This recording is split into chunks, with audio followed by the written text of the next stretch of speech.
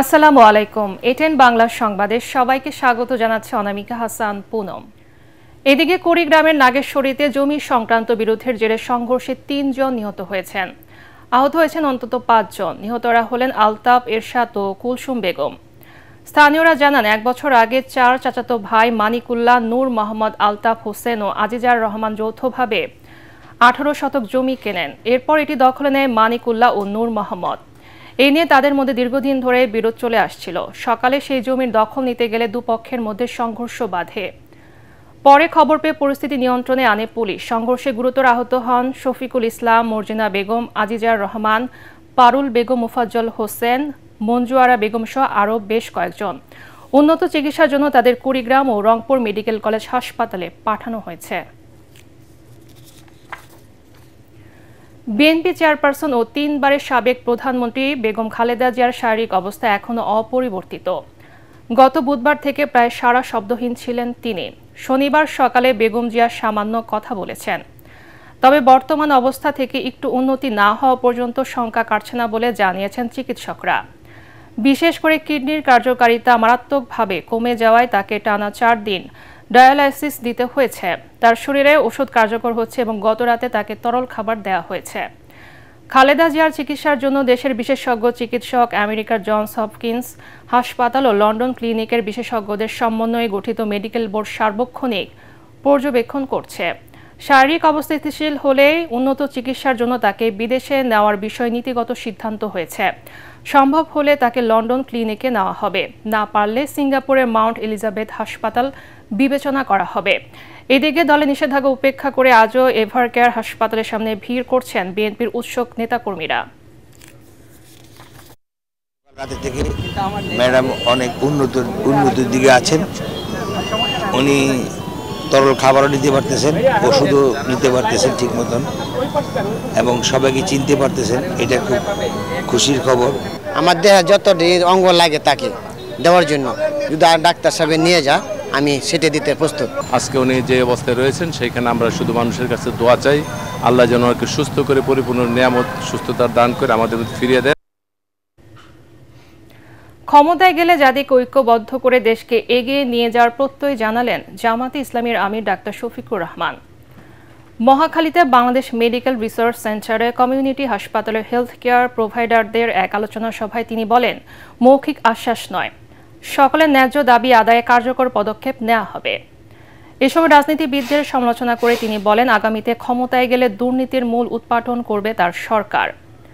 মানসম্পন্ন শিক্ষা ব্যবস্থা গড়ে তোলার সাথে সাথে পেশার উৎকর্ষ সাধনে কার্যকর ব্যবস্থা নেওয়ার আশ্বাস দিয়ে জামাতের আমির বলেন, প্রত্যেকটি শিশুকে সম্পদে পরিণত করতে চায় জামাতে ইসলাম। দায়িত্ব হচ্ছে যে জনগণ আমাকে এই দায়িত্ব দিবে, আপনাকে এই দায়িত্ব দিবে, আপনার দায়িত্ব হচ্ছে সেই জনগণের অধিকার তার ঘরে তার হাতে পৌঁছে দেওয়া। অগ্রিম সুসংবাদ দিয়ে রাখতে চাই, সমাজের কোনো সেকশনের কোনো দাবি দাওয়া নিয়ে সরকারের কোথাও কোনো ধর্ণা দিতে হবে না এবং কোনো মিছিল মিটিং করতে হবে না।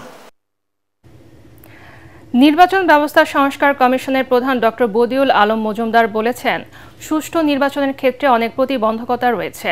নির্বাচন ও রাজনৈতিক অঙ্গনটা অপরিচ্ছন্ন মন্তব্য করে তিনি বলেন, সবার আগে এসব জায়গা পরিষ্কার করা দরকার। ত্রয়োদশ জাতীয় সংসদ নির্বাচন সম্ভাবনা ও চ্যালেঞ্জ বিষয়ে রাজধানীর সিরডাব মিলনায়তনে আয়োজিত সেমিনার এবং ভয়েস অফ নেটওয়ার্কের আত্মপ্রকাশ অনুষ্ঠানে তিনি এসব কথা বলেন।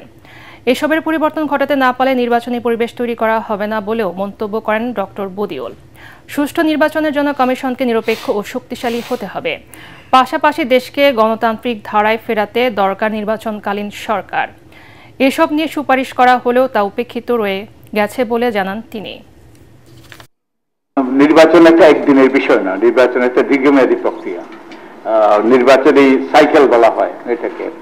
তো এই সাইকেলটা যদি সঠিকভাবে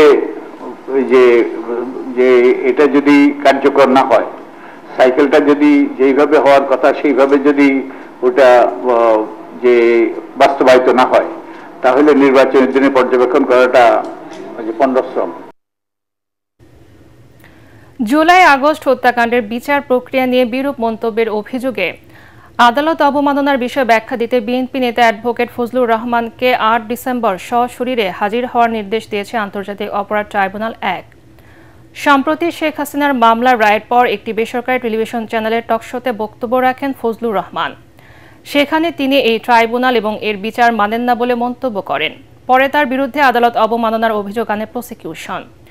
এদিকে জাসদ সভাপতি হাসানুল হক ইনুর বিরুদ্ধে জুলাই গণ আন্দোলনে কুষ্টিয়ায় 6 জনকে হত্যাসহ 8টি অভিযোগ গঠন পুনর্বিবেচনা চেয়ে করা আবেদন খারিজ করে দিয়েছে ট্রাইব্যুনাল 2।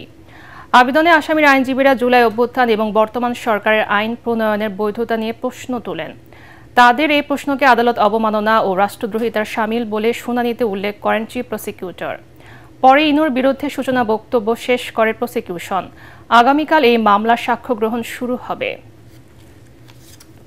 আদালতের বিরুদ্ধে আদালতের অস্তিত্বের বিষয়ে কথা বলা এবং অন্যান্য যে কথাগুলো উনি বলেছেন আমাদের লেখাগুলো পড়ে, সেটা শুধুমাত্র আদালত অবমাননার সাথে সংযুক্ত নয়, রাষ্ট্রদ্রোহিতাও হতে পারে, কিন্তু আমাদের বিচার্য বিষয় এখানে আদালত অবমাননার, এবং এই পোর্শনটুকুই উনি আমলে নিয়ে রুল ইস্যু করেছেন। পরবর্তী সংবাদ দেখার আমন্ত্রণ জানিয়ে এখনকার মতো শেষ করছি। ATN বাংলা সংবাদ ইউটিউবে দেখতে ব্রাউজ করুন, YouTube/ATN বাংলা নিউজ। ধন্যবাদ সবাইকে।